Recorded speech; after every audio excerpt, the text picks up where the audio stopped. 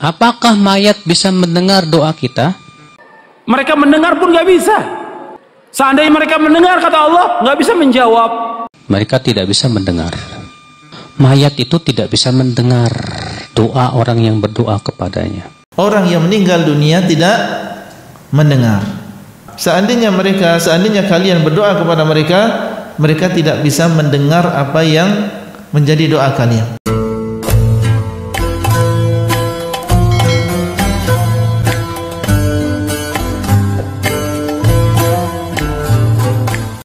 Assalamualaikum warahmatullahi wabarakatuh. Pada part 3 ini Imam An-Nawawi, pensyarah Sahih Muslim, Imam Ibnu Hajar Al-Asqalani, pensyarah Sahih Bukhari, dan Ibnu Taimiyah, imam yang banyak dikutip dan dirujuk oleh saudara kita di Salafi, Ibnu Ruslan, pensyarah Sahih Sunan Abi Dawud, dan Imam At-Tabari, Profesor Dr. Wahba Az-Zuhaili dari kalangan kontemporer. Bahkan hampir semua ulama salaf, khalaf, dan kontemporer meluruskan pemahaman hadis dan ayat Al-Quran tentang mayit tidak bisa mendengar. Mereka meluruskan pemahaman mayit tidak bisa mendengar. Mari kita lihat kembali di dalam Sahih Bukhari sebagaimana di part 1, tepatnya hadis ke 3976, bahwa riwayat dari Abu Talha, Nabi ketika berada di dekat mulut sumur Qalib di jurang Badar, Nabi memanggil-manggil mayat tokoh-tokoh Quraisy yang mati di medan perang. Dipanggillah, ya fulan ibna fulan, dalam satu riwayat begitu, di riwayat Abu Talha. Namun di riwayat lain katanya Imam Ibnu Hajar Al-Asqalani dipanggil namanya, ya Utsbah bin Rabi'ah, hei Utsbah bin Rabi'ah, ya Syaibah bin Rabi'ah, ya Umayyah bin Khalaf, ya Aba Jahal bin Hisham. Keterangannya di Fathul Bari, juz 7 halaman 302. Nah, ketika Nabi kedengaran oleh Sayyidina Umar bahwa Nabi memanggil-manggil mayat, Sayyidina Umar bertanya, ma tukallimu min ajsadin la arwalaha. Nabi, kok panjenengan bicara dengan jasad-jasad yang sudah tidak punya roh, yang sudah tidak punya nyawa? Nabi menjawab, walladzi nafsu Muhammadin biyadihi ma antum bi asma'ali ma aqulu minhum. Demi zat yang jiwanya Muhammad itu berada dalam kekuasaannya, tidaklah kalian itu lebih mendengar terhadap apa yang aku ucapkan daripada mereka. Nah, hadis kedua sama, yaitu hadis riwayat Ibnu Umar, yaitu Nabi menjawab ketika ditanya, ma antum bi asma'a minhum walakin la yujibun. Kalian tidak lebih mendengar daripada mereka, tidaklah lebih peka mendengar daripada mereka, akan tetapi mereka tidak menjawab atau tidak bisa menjawab. Nah, terkait dengan hadis Nabi, ucapan Nabi, sabdanya Nabi, ma antum bi asma'a lima aqulu minhum, Al-Imam An-Nawawi, pensyarah Sahih Muslim, beliau menjelaskan bahwasanya qala ba'dun nas al-mayyit yasma'u amalan bidhahiri hadzal hadis. Menurut sebagian ulama, mayit itu mendengar dengan berdasarkan dohirnya hadis ini. Kemudian seorang ulama Al-Marizi mengingkari mendengarnya mayit. Katanya Imam Al-Marizi, ini khusus kejadiannya pada saat Nabi memanggil mayat-mayatnya tokoh-tokoh Quraisy di sumur itu. Nah, waradda alaihil qadiyat, Imam Al-Qadiyat membantah bahwasanya, berkata Imam Al-Qadiyat, yuhmalu sama'uhum ala ma yuhmalu alaihi sama'ul mauta fi ahadits adzabil qabri wa fitnatih. Mendengarnya mayat-mayat itu atau mayit itu sebagaimana mendengarnya ahli kubur, ya, mendengarnya orang-orang mati yang disebutkan di dalam hadis-hadis tentang siksa kubur dan fitnah kubur. Dan hadis-hadis yang menerangkan tentang adab kubur dan fitnahnya kubur itu mereka mendengar, merasakan, dan seterusnya. Dan hal itu diwujudkan bi ihyaihim au ihya'i juz'in minhum yaqiluna bihi wa yasma'un fil waqtil ladzi yuridullah, bahwasanya dengan cara Allah menghidupkan mereka atau menghidupkan sebagian anggota tubuhnya yang dengan itu mereka berpikir dan bisa mendengar di waktu yang Allah kehendaki. Hadza kalamul qadi wa huwa adh-dhahir al-mukhtar alladhi yaktadihi ahadisu salam alal kubur. Jadi katanya Imam An-Nawawi, ini adalah pendapatnya Imam Qadiyat yang zahir, yang jelas, yang dipilih oleh para ulama sesuai dengan tuntutan hadis-hadis uluk salam kepada ahli kubur. Yaitu keterangannya juz 17 halaman 206 syarah Sahih Muslim karyanya Imam An-Nawawi Asy-Syafi'i. Kemudian hadis yang ketiga. Nah, ini hadis yang ketiga inilah yang menyebabkan terjadinya pemahaman yang berbeda. Ya, perlu dijelaskan bahwasanya di dalam hadis Sahih Bukhari ke 1371 bahwa Aisyah mengatakan ketika hadisnya Ibnu Umar dan hadisnya Abu Talha disampaikan kepada Aisyah, Aisyah itu mengatakan qalat. Apa hadisnya Ibnu Umar dan Abu Talha? Yaitu ketika mengatakan bahwasanya Nabi memanggil-manggil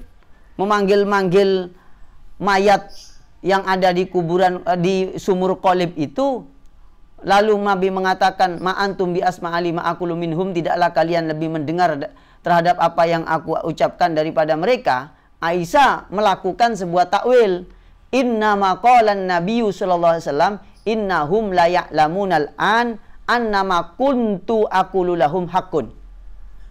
Katanya Aisyah, ini Nabi hanya mengatakan, bermaksud innahum la ya'lamun, sesungguhnya mereka itu sudah betul-betul tahu sekarang betul-betul tahu bahwa apa yang aku ucapkan dulu kepada mereka tentang keimanan itu nyata, benar.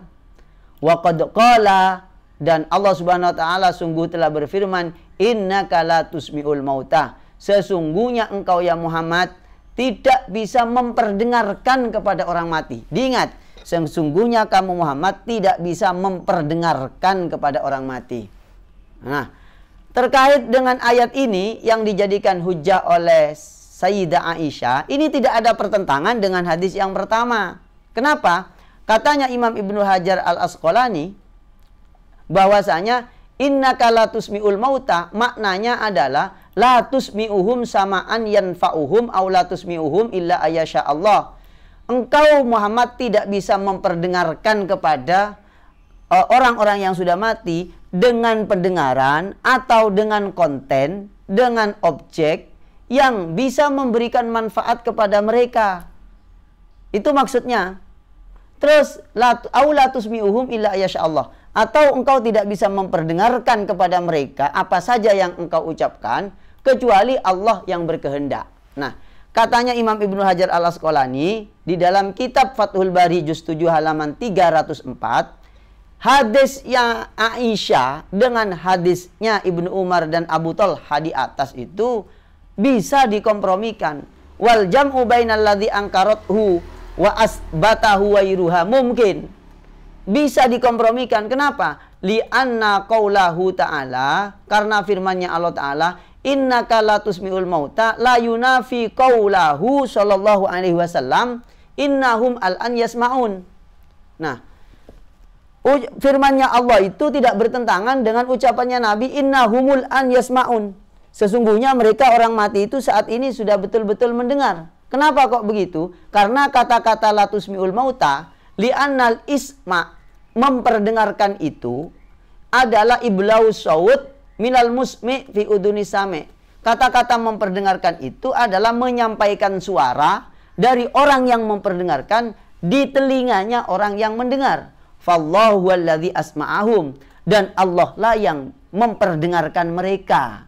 Bi an ablaghahum sauta nabihi, dengan cara memperdengarkan suara nabinya yaitu Muhammad sallallahu alaihi wasallam bidzalika.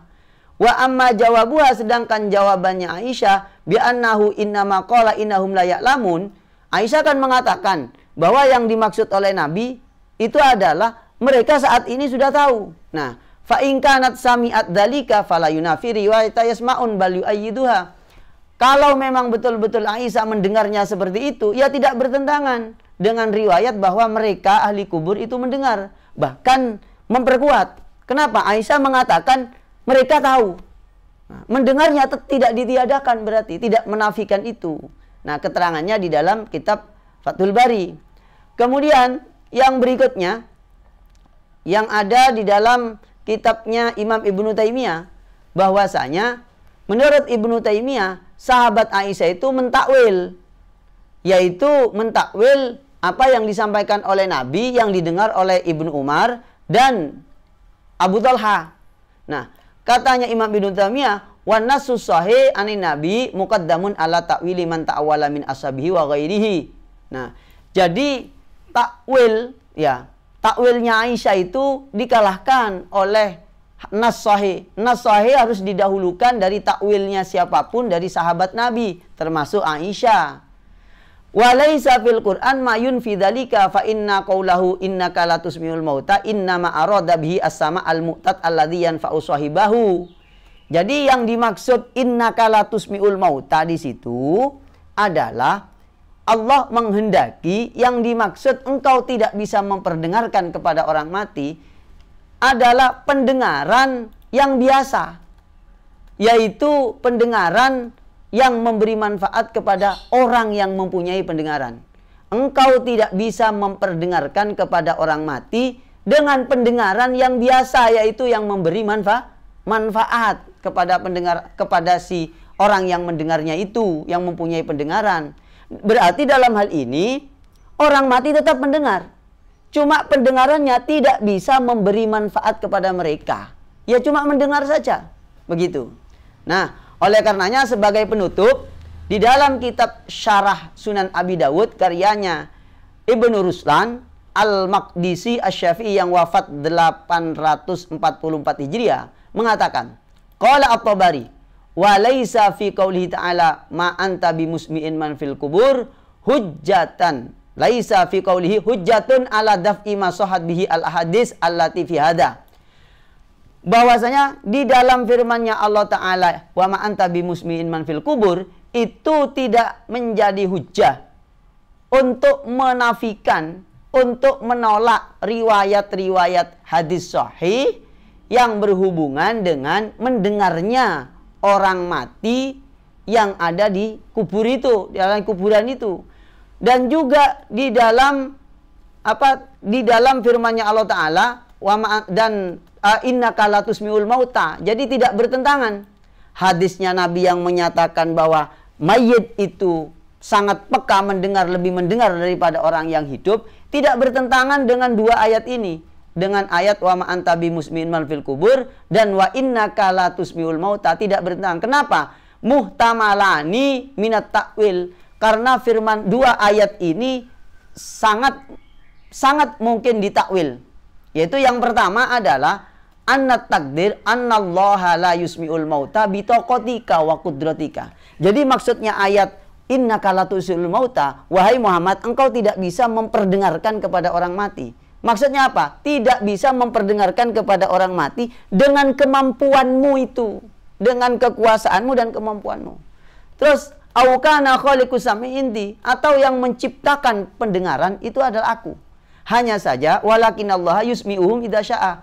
Allah bisa memperdengarkan apapun kepada orang yang meninggal, yang sudah mati itu apabila Allah berkehendak.